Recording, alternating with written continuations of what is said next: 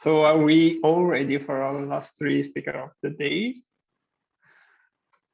Remember, just a quick reminder to keep using the hashtag WUDMilan and let us know how the day is going. So now let me welcome Claudio Guglieri from San Francisco. Hi, Claudio. How are you doing? Francesco, good morning. Oh, good afternoon, rather. I'm doing good. How are you? Yeah, I'm fantastic. Thank you. So Claudio is the group creative director at Huge. In the past, he also led the visual direction of Microsoft Fluent Design. And let me quickly give you an introduction of his speech today. So from the color of a button to the final step in a checkout flow, every single decision we make through our design process affects how brands are perceived in the world. In his talk, Claudio will share some of the best ways of distilling and expressing your brand core values in the smallest component of your products. Please, Claudio, this stage is yours. Awesome. All right. So hello, everybody. I'm going to share my screen just to get started. Maybe Francesco, are you there? Can you confirm you're seeing the presentation full screen right now? Yes. Awesome. Perfect. All right. Hi, good afternoon. I understand it's the end of your day. For you is 8 a.m. for me, so bear with me for a few minutes as the coffee kind of like sits in.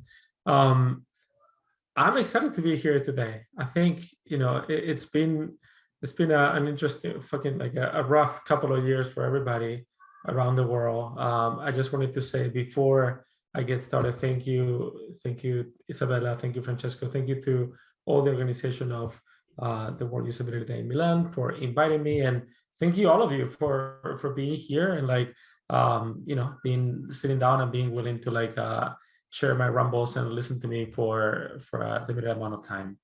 All right, so today I would like to share a few thoughts. Let me actually, there you go. I would like to share a few thoughts on the intersection of brand and product design, and ultimately, you know, how a brand can come to life in a product. Before I get started, I'm going to introduce myself just for those of you that are not familiar with kind of like my background. There we go. So that's me. That's my face. Longer hair. Better slept. My name is Claudio Guglieri. I work in Huge. I represent Huge in the West Coast. Huge is a big network of it's a digital agency, I think you would call it.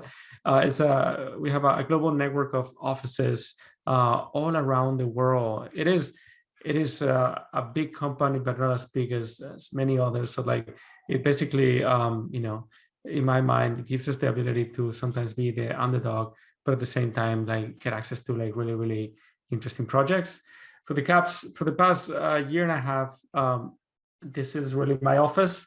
I've been here. This is basically what you will see if you put a camera behind me.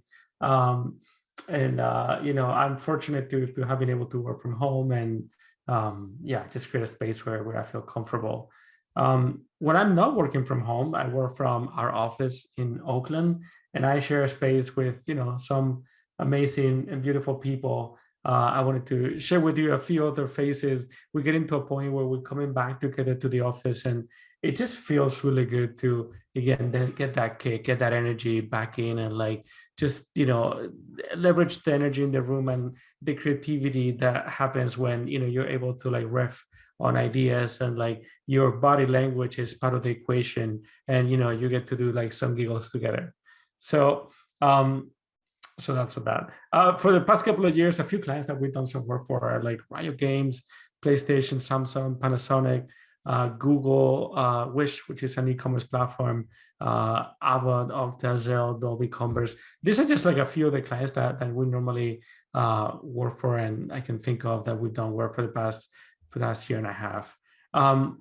Huge has basically a value proposition that is all about this idea of unified brand experiences. That means that we can partner with companies through the whole customer life cycle.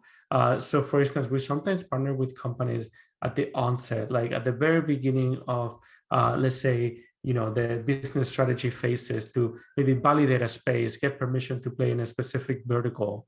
At the same time, we're able to partner with them at the end of that process to, in a place where it's more about like building the thing or like, merchandising the thing, as in like everything that pertains to the production of, let's say, a product or like the merchandising of a product. So a few examples. This is a project that I'm going to dive in more in a few minutes. We done for a startup here in San Francisco. As I said before, like we work in all sorts of like different verticals and spaces. So like examples of branding, integrated advertising, product innovation. We sometimes work on campaigns as well. So like PlayStation is one of our clients. We get to again do some wacky stuff and even like design the cover of the games as well. And ultimately, like we really enjoy this idea of like experiential design and like basically being able to take our talent to physical experiences, real experiences you had in a physical environment, but obviously enhanced by what we can do through digital. So with that said, I want to get started, and I feel like to get started on kind of like the premise of this talk, I need to kind of like set the stage for where we are as an industry today. The design industry keeps evolving and it keeps attracting new talent. I mean, globally, budgets are getting bigger, investment is going there. Only in the US, this is increasingly steadily. According to Forrester, the size of the global design industry is going to reach this year like $162 billion, which is crazy. And it has grown year over year at a pace of 6%. Again, it just gives you a sense of like, how we're growing and somehow maturing from, let's say, 10 years ago. With that said, I don't think we're yet a mature industry, but we are in this awkward state where we're not a young industry anymore, or like rather baby industry anymore. We're not a mature agency industry. I believe we're a bit more in what I would say are teenage years. And when I think about what makes a teenager, and I bring it back to design, this seems to track, at least for me. So for example, I believe design still has a little bit of an undefined status. We sometimes include it in the important conversations. We have a seat on the table sometimes and sometimes not. That is still not clear why it happens. Our decision making is definitely increasing. Our decisions are starting to matter more and more, and our impact is getting recognized. And with that is also like the pressure to deliver on the promise of our work in the shape of business impact is also growing and growing. So all that, to me, I see it also like wrapped up by this idea of like the searching for self. Like we're still trying to figure out the best processes and tools to do our job. To be honest, like there's not a lot of like established processes that you go from, let's say, one company to another and they're standard. Everybody has a little bit of like their toolkit, their go-tos, let's say workshop formats, their go-to like ways to organize projects. So all this is still like in the shape of we're trying to figure it out. We also like, I feel like from our responsibility and accountability, we're still wondering what is it that we do and what is it that we shouldn't do? What kind of practice do we want to run? What are the ultimate like rights, obligations? When should we be held accountable for our actions and the impact they have in people's life versus when shouldn't we?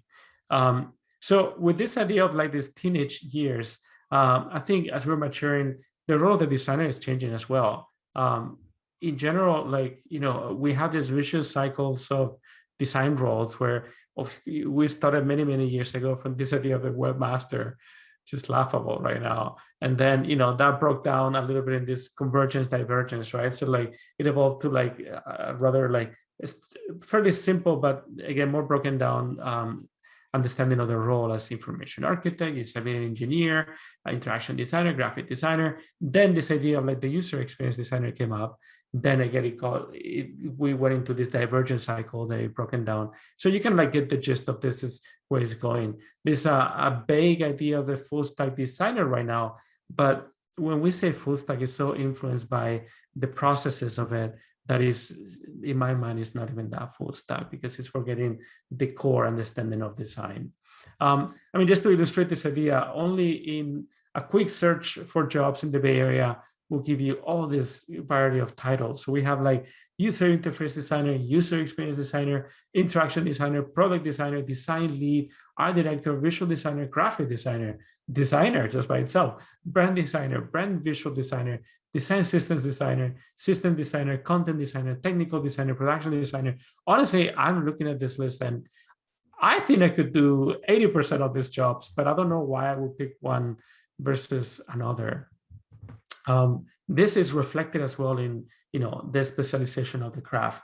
There are lots of like craft-oriented conferences and influence groups around this.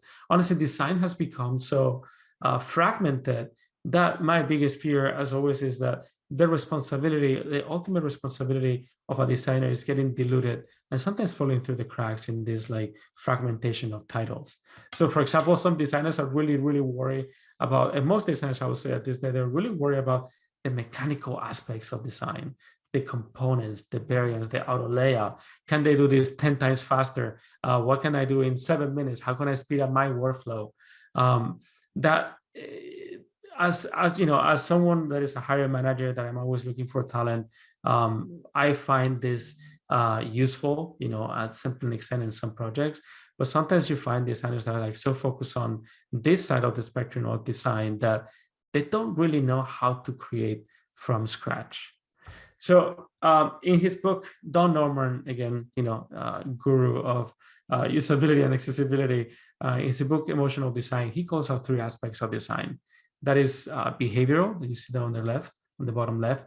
This is everything that pertains to how things work and the usability of it. We also have visual design, which is everything that pertains to how things look, how they feel, are they attractive, are they not? And ultimately reflective, which is everything around this idea of how it makes people feel. Because people actually feel this product reflects good attributes on them. Do I have an Apple Watch because I like this device, because I like how it works, or because I like how the values it reflects on me? Design roles are fragmented. However, regardless of where you sit in this, again, spectrum of like responsibilities, everything you do in the product has an impact on the brand itself. In reality, I would like to push for this idea that we are all a brand designer, because everything we do in the product, from how it works to how it looks to how you're like structuring the library of components, everything has an impact on the product. Therefore, the brand ultimately becomes the product, which is what you interact with, and the product is the brand. And just to reinforce this idea, I should say, like, it is important because brands in the abstract, they mean nothing to people. What does Instagram mean to you? I don't know. If I see Instagram in a billboard, like, what does that even mean? What defines what Instagram means to me is really my interactions that I have with the product, in that case, with the platform. It is what you interact with that ultimately ends up defining the perception of a brand. And in the product world, like, sometimes like, long roadmap, backlogs, organizational debt, all those things get on the way, and ultimately like brands go apart from their product. Also, the processes that we have to create a brand, at that scale, like, really makes it really hard to manage. So for instance, like, if you're a brand and you're putting this message out there that you stand for equality and social justice, but people go to, let's say, your app, and for example, your button doesn't have enough color contrast. You're in one hand telling people you care for social justice, and then you're not designing an app that will account for someone that has a visual impairment. That this is just an example of like how sometimes disconnections between brands and products lead to disconnected narratives between what the organization think a brand stands for, but and what the product is telling customers they stand for. I mean, the best example I can think of is kind of like Facebook right now. I mean, if you dig in a little bit, like, the internal mission of Facebook, the rally cry is a beautiful thing, is to shorten distance, is to connect people across the world, to allow people to experience everything. It's not an evil corporation. I mean, they really want to, again, get people connected in the world. However, the way they've been behaving lately, and all the information that is coming up in the news about their practices, and even the hate speech they're allowing in the app, how they're maybe looking at like addiction patterns on minors, things like that. They're not really living up to their mission statement. So you get to this disconnected narrative between what Facebook thinks it stands for and ultimately what people experience and believe Facebook believe and stand for. So talking a little bit about how brands show up, I want to give you a couple of examples that we've done recently. This is probably a pretty extremely far example of how different disciplines, from architects to industrial designers, have a say in the final product and ultimately influence the brand. We partner with Google on this project. It's called 237 MPD. MPD stands for Mulford Park Drive, which is ultimately an address in Mountain View. So we partner with Google, Pentagram, and 4 other architectural firms to basically design the first ever Google-owned cloud building. Our brief was really to transform their shared spaces into an experience that will showcase 3 different aspects that makes this building really unique. One is the historical significance of this site. This place is where apparently this really important computer, the CDC 6600, was made back in the 60s. They wanted us to feature the potential of Google Cloud, and ultimately they want us to feature the sustainability measures that are taken to achieve this net zero building energy certification. And I should call this out, this building itself is radically sustainable. It's one of the most sustainable buildings in the world. And basically they want to achieve this goal, which is the Living Building Certificate Challenge. And in order to achieve this, we knew that everything we wanted to do, had to be done in the most sustainable manner. Every single design decision that we had to do will reflect in the Google brand and the intentions of the building. If you think about a digital product, this would be the equivalent on a physical product. From the moment you come in the building to the moment you leave, everything you should feel in this building should let you know that this is, again, it has this goal to be radically sustainable and self-sufficient. So we created 5 different sculptures. I'm going to go quickly through 4, and then I want to talk specifically about one of them. So the first one is what we call Helios. This is something you see in one of the shared areas when you're as a Google employee. This installation is intended to communicate the real-time data of the energy that is being used in the building at any given time versus the energy that is being harvested. So right away when you come in, you're able to see on real time all the energy all those solar panels are capturing compared to the energy potentially all the computers and all the devices inside the building are using. We do this on real time, but we also do it in a cumulative of the week and from the beginning of times when this was installed. And again, think of Mountain View where it's mostly sunny through the year. So it's a really good place to actually have an installation like this. We design, again, an exploded timeline that tells the story of computing from the initial computer that was developed in this place till ultimately the current state of cloud computing. All this including milestones like the first Bluetooth device, the first Google server, even the moon shuttle. Let's see, went to the moon. We designed this gallery. It's a pretty long gallery wall where ultimately employees can actually ask questions and answer questions as they walk through the hallway. This is some images from the workshop as we're testing it in the space and putting it together. And ultimately, I want to talk a bit about this one a bit more. One of the most important pieces of this project was the ability to welcome employees to the building. We wanted to set the tone for what they're going to find in the building. So we designed this anamorphic sculpture of the Google Cloud logo. And ultimately, we made it with pillars that will talk about, again, their sustainability effort. So literally, we use rubble from the construction site to build one of the pillars. And we used, a salvage wood as well from the construction to make the forestry pillar. We use recycled cable as well to make one of them. And here you can see how ultimately it all came together from ultimately the beginning of the prototyping in the studio to ultimately the real life prototyping and all that, landing on what it was the experience to come in the building and see it all come together from a specific vantage point. I'm going to use this moment to drink some water. All right.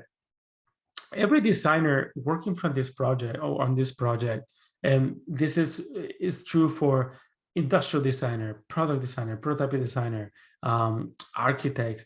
Every designer on this project took the responsibility for this brand. If this is a product, there's not a single piece of this building that doesn't talk about the sustainability effort, from the materials that they're being used to, like, again, the energy that is keeping this building alive. I mean, it even captures like rainwater and like channels that through like the toilet. So like everything in this building is driven towards that perception of the brand that is aligned with, of course, Google values. So I wanna walk through a different example that is a bit more specific to the work that we normally tend to do more often, which is a bit more product. So we work on this product for a startup in the Valley, and it's basically a personal assistant app that partners with moms and with real people to get things done. This is ultimately like built on the belief that, but the honest truth that working moms are stretched so thin. Like working moms around the world are juggling a lot of different things, like career, family, healthy lifestyle. Even with the pandemic, like there's just a lot of like invisible, not only visible, but also invisible tasks that fall on millennial moms at the moment. And there's not a culture globally of asking for help. And sometimes, this just comes to say like how male dominant this society is.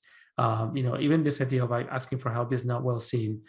We all have this notion of like, of course, this is something that will fall on their legs to, on the shoulders to do, but it doesn't have to be that way. It shouldn't be that way. So just to dimensionalize this premise, working moms, that they need help. I mean, they're like 35, only in the US, million working mothers that, again, are like working up to, through the pandemic, like 98 hours a week, which is crazy. And if you were to like, monetize or like pay for all that work, it would come down to like $1.5 trillion in just 1 year, which is nuts. So the market is there. We started working with this startup, and we came at a process where the brand was fairly defined. This is a little bit like the attributes they live for. They consider the brand thoughtful. Ultimately, this product is a partner that guides you on decisions. It lightens your load. It learns about you and tries to anticipate, in a humble way, like the needs that you may have. It's encouraging, it's optimistic, it's calming. Ultimately, again, you have a partner in crime that is supporting you, to live the life that you want to live. And finally, it's accomplish it. It's like service oriented. It gets shit done. It takes things out of your way, and it comes to us something that is trustworthy. If we dive in a little into design from a brand perspective, again, we build this pretty extensive brand toolkit that went from, of course, the design system to illustrations to even like lifestyle photography and 3D illustrations. But the ultimate way in which you interact with the product is ultimately a chat. You're talking to this person, and you can like delegating as the task, delegating to-dos. You have a relationship ultimately with, of course, a human on the other side, but also like a whole system that keeps learning from you. From a brand perspective, like it was meant to be like as transparent as possible. It's meant to be as non-intrusive, as light on your cognitive load as we could do it. So the more we could like reduce and like remove any part of the flow that will make you trip, the more effective we'll be doing. As a way to emphasize, we work with this illustrator called Matt Blees, and he's really talented. I mean, the illustrations that we created are just incredible. I feel like I will tattoo some of this in my arm maybe at some point. But again, it came as a really good way to emphasize and like create this like empathy with our user. And ultimately, again, like as we were taking as much of a step back from a UI and brand perspective as we could, but as well, we had some fun, like just like illustrating what this crazy work-life balance or like balancing life could look like. So we did it through, again, like photography and 3D illustrations. And again, I think it got really interesting and artistic the moment we started like thinking, what are the things that we're balancing at a given time? And you see like the screwdriver with the flower, with the coffee press. It's just, it was a really enjoyable process. ultimately, again, this comes to life as, we work on the website through motion, and we work, of course, on every single component of that design system. I want to make clear, I'm not advocating for, again, having, a thorough foundation for your design. I'm advocating for looking at the experience holistically as a brand designer and understanding that responsibility. So let's get into the meat of this. As a newly empowered brand designer, like, how do you express your brand values in the smallest component of your product? For example, like, how does this button makes you feel? Should the desire and the emotional part of a system be expressed in every single atom of it? Maybe yes, maybe not. Let's talk about the best practices to show and distill your brand core values in your product, or the brand core values of, let's say, a client you're starting to work on in a product. So just to get started with this, every single brand in the world has a mission. Every single brand in the world also has a structure of values and beliefs behind it. First, you need to figure out, again, the brand that you may be working for, and you need to understand and really interiorize this mission statement. So here are a few examples of that. Patagonia's mission statement is they claim they're in the business to save, our home planet. What a wonderful mission. And everything they do, from the policies they support, at a sort of like governmental level, to like the production chain, everything they do is in the pursuit of this mission. Microsoft's mission is to empower every person and every organization on the planet to achieve more. Again, everything they do is in service of this mission as well. And Android, for example, they claim they exist as a brand, as a product, a platform to encourage and foster that magic at the place where impossible meets imagination. And you can clearly see this from their product. I mean, it all comes to life in the different domains of Android, through their website, through their, again, even like Pixel phones, etc. Second, mission statements, are normally followed by the brand values or the pillars the company and the offering stands for, right? So like understanding their values at heart is also like another step towards, translating them into experience principle that we can apply to our work. So if we go back to Patagonia, yes, they're in the business to save their home planet. What does that mean? Well, what their brand values are to build the best product. Again, they have their criteria in service of this mission to build the best product. And that means like being repairable, being durable, making the best product and the best processes to, again, for saving the planet. They don't want to cause unnecessary harm. They know that, again, in their business, from like dyeing t-shirts to like fabricating shoes, like that's part of the problem that we're dealing with when it comes to like, climate change. So they work on practices to make sure, again, their processes are as clean, as harmless as possible. They want to use their business to protect nature. Again, the challenges they face as a society, as a leadership, again, require this. So every action they take, from protecting national parks to like pushing lobbies in, at a congressional level, everything is in service of that goal. And ultimately, they're not bound by convention. There's no reason why they should be. They're pioneers on what they're doing. I believe customers of Patagonia understand their goals. Therefore, they don't need to like, respond to anybody in that sense. If you think about Microsoft, this is a little bit shorter, but again, their brand values are respect, integrity, and accountability. And, I don't need to break this down a bit more, but more further than this, but you understand how everything they do, their product offering is in service of these values as well. And then, Android being a bit more like product focused here, this kind of like comes as guidelines for the work that they do. So again, you have the fact that their brand values are to be brave, they innovate, they don't imitate, they break barriers and uncover new paths. The brand values are to be curious, they never stop learning. They're passionate about looking at what is familiar and asking, like, is there a better way? And they're optimistic, and you totally see this through, again, their advertising, their brand domains, their products. They think positively about the future and what it brings to us. So now that we've seen a few examples of mission statement, brand values, let's look at, basically like how can we start creating this like experience principles from brand values. And again, I encourage you to do this in your work as you work for either your brand or again, you work for a client and you need to understand, what they stand for. Experience principles are, as I'm putting down here, basically the guidelines that the organization, the company will commit to and follow to deliver, again, differentiated and beneficial customer experiences. So in the context, for example, of this app that I was showing you before, their mission is ultimately to help the whole family find more balance, prioritize well-being, and ultimately be more present for each other, right? If you break this into the next step, which is the brand values, I already explained this. They stand for a product that is thoughtful, they aspire to be encouraging and accomplishing. What can I do with this as a designer if I, let's say, work on this design system? Maybe not much. It's important that we break this into experience principles. And if I double click on that, what that means is that the product should feel personal. The product is designed with a personal touch and allows humanity to shine.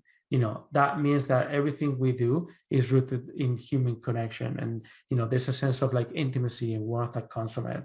It needs to be considered. Again, design needs to be pretty intentional in this case. We need to offer solutions to clever problems.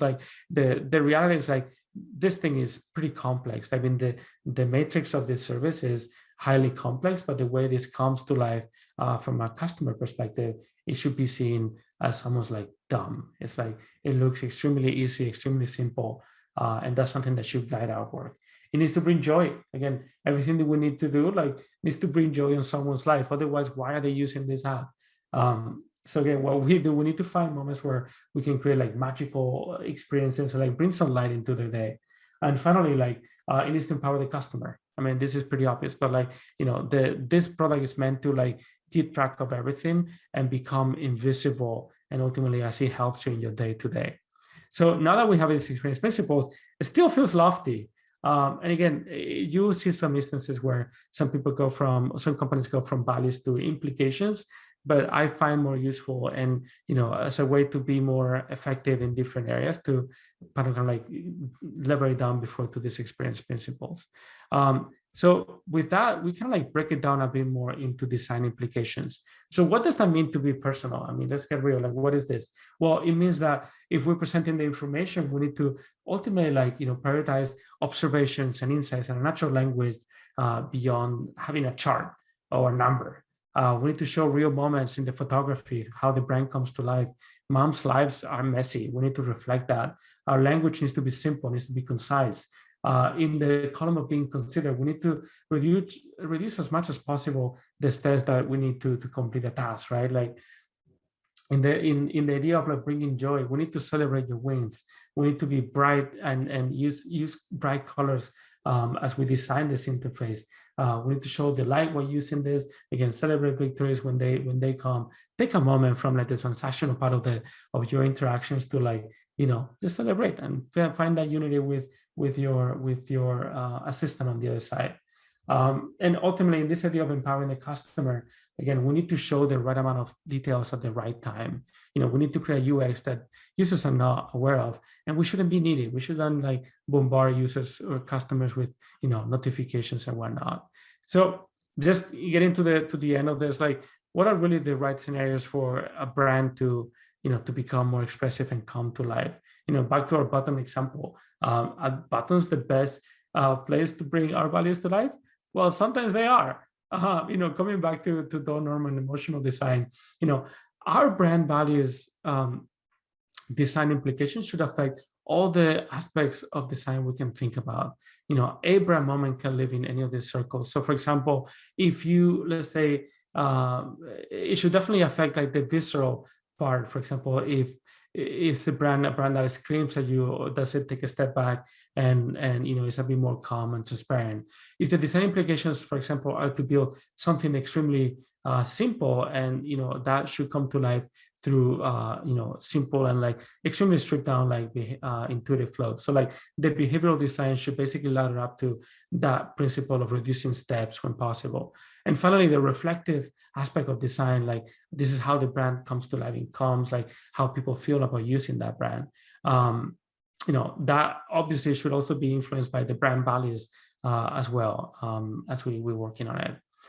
In terms of where they live, I want to go through this quickly, but if you find yourself, let's say, designing a product, it's important that you kind of find the right scenarios for to express your brand. The reality is like there are a lot of like transactional moments where you want to get things done. So not every single moment is a brand moment. In the context of a design system, I see brand moments almost like the DNA that translates easily from platform to platform. So think about, the typography rules, the type ramp, the controls and patterns you need on a mobile device are not the same that you will use in a mixed reality device or on a desktop environment. Those things will change, but the brand ID is the one kind of like common DNA piece that should go from platform to platform. In terms of in the context of a user journey, again, a good rule of thumb here is like understand that there are transactional moments and there are moments where a brand can shine. You need to find the memorable, signature, defining moments of your product and make it a brand moment. So again, a good rule of thumb here is to find moments of high traffic and a positive mindset. Think of like task completion, goal achievement, first-time user experience. I would also like to advocate for outliers. I believe that products, just like people, are defined by their virtues, but also their flaws. So it's important to find outlier moments and making a brand moment of them. I believe that can be as powerful as a signature moment. So think about, an unexpected error. Think about like something you wouldn't expect that, it has a negative connotation that we could flip around. I find that really, really powerful.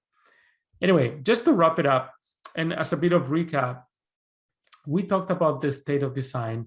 We talked about like how fragmented roles like lead to like diluted responsibilities towards again the brand that we're working for.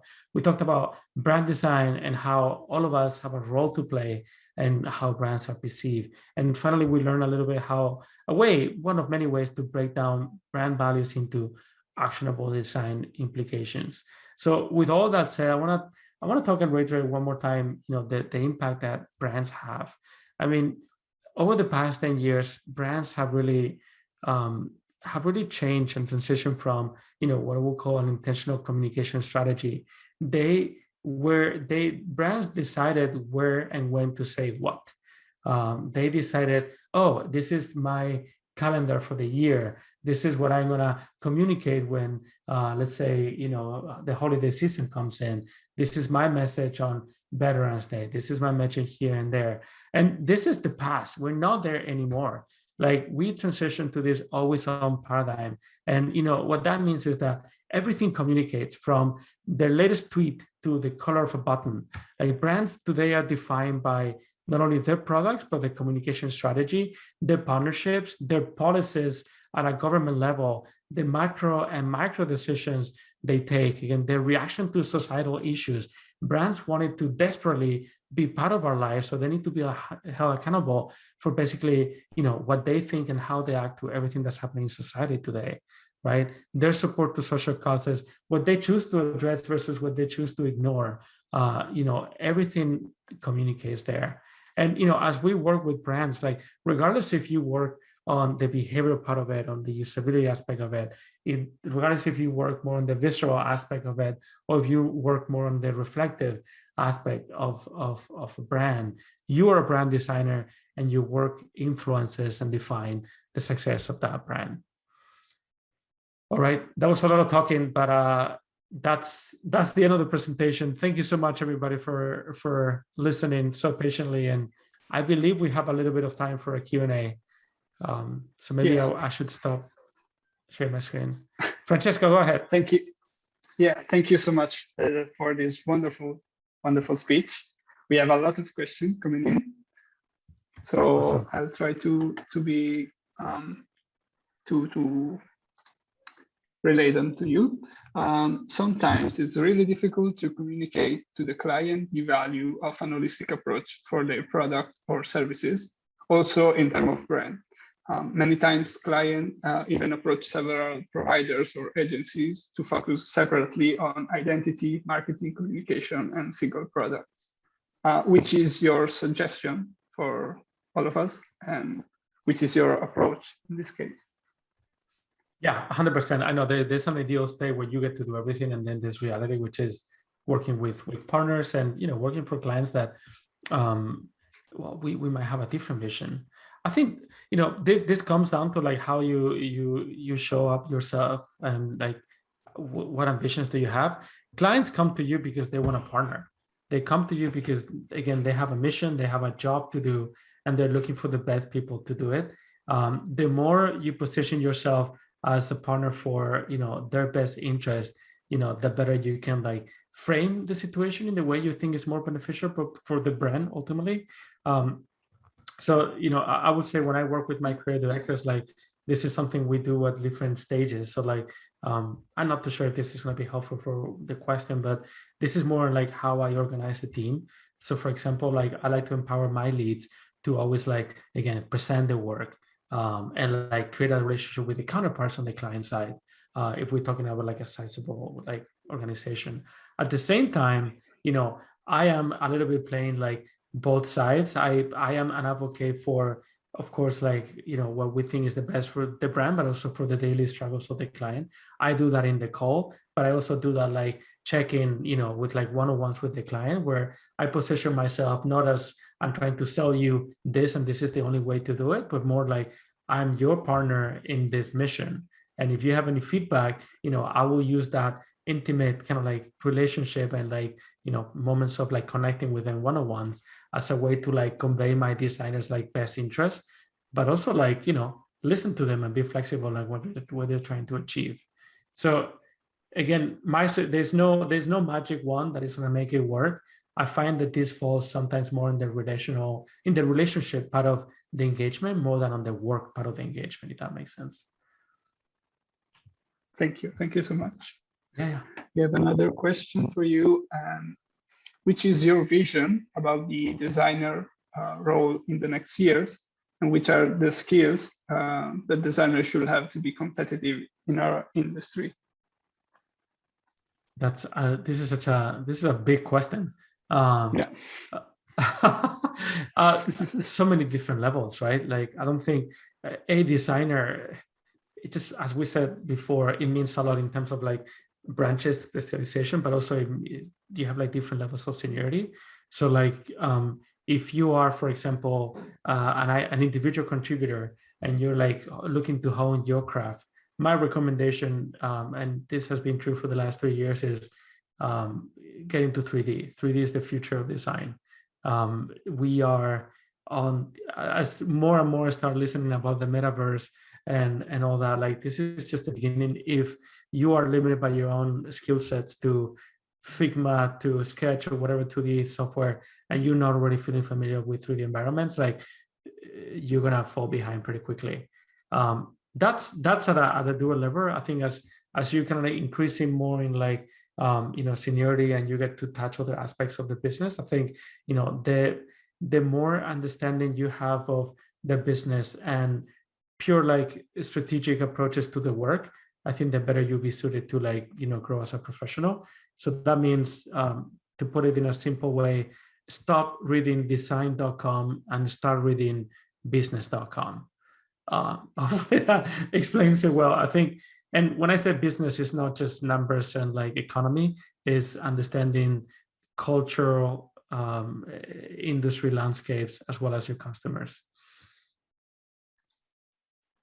Thank you. Thank you very much. Yeah. We have the last question for you before we run out of time. So right. What are your suggestions to a small business whose vision is to bring the design culture you just shared to a local environment? So is this a small design business? Yes.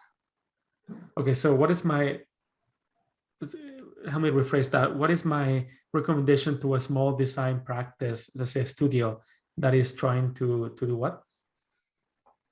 I don't think it's a design studio, sorry. It's just a small business whose vision is to bring the design culture that you described to a local environment. Okay, so it's not a design studio, it's just a small business whose vision is to bring the design culture into their practice, I think. Into the practice, sorry, I understand. Well, I think this is one of those where you're not going to convince people through pixels. You're going to convince them through like through the impact that you can have on a business, right? So like there are like different levels of talks here. Like if you were to justify, just to reiterate this idea, if you were to you want to bring this design vision, you cannot talk about like design perfection or how things feel good. You need to talk about maybe like for example, like how competitive you've been in the market.